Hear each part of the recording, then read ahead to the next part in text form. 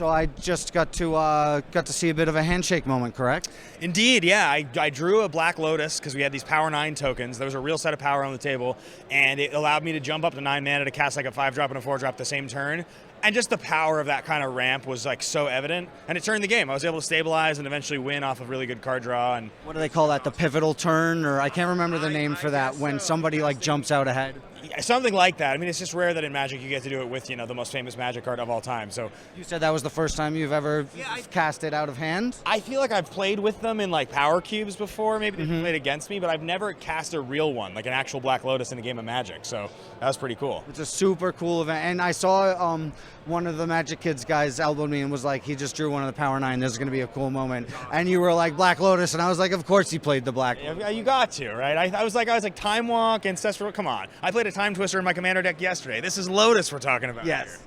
Well, congratulations on your win. What would you say, what recommendations would you have to anybody thinking about getting into Oathbreaker? Oh, it's really fun. I mean, actually, that game took longer than I think I would have expected, but I think it was because it was limited cards. So, like, the power level was sort of medium on what we were doing overall, though juiced, of course, because of the Lotus.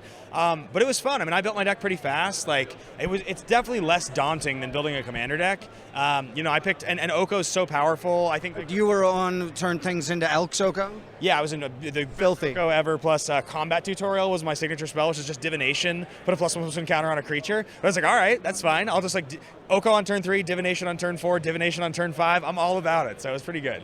Well, congratulations on your win. Thanks for taking a minute to talk, and enjoy the rest of the day out here. Thanks, man.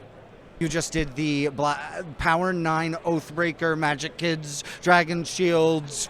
The whole thing, I got cast a Mox Pearl on turn 1. That was pretty sick. When was the last time you cast a Mox before this? In real life? Yes. Before 2020. Okay. On Moto, whenever. A couple weeks ago? Yeah.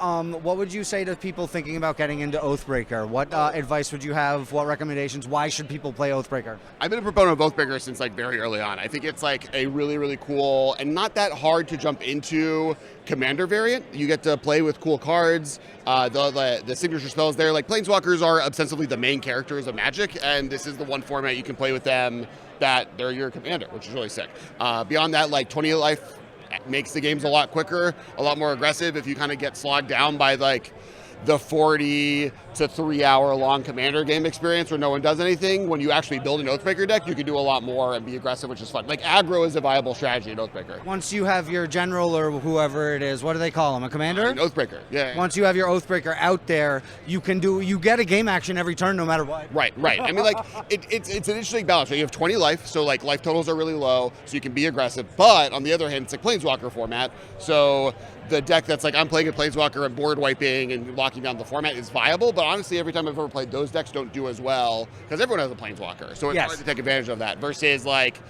pressuring life totals, creatures pressuring Planeswalkers, like it's the attacking man's commander. Well, that's actually.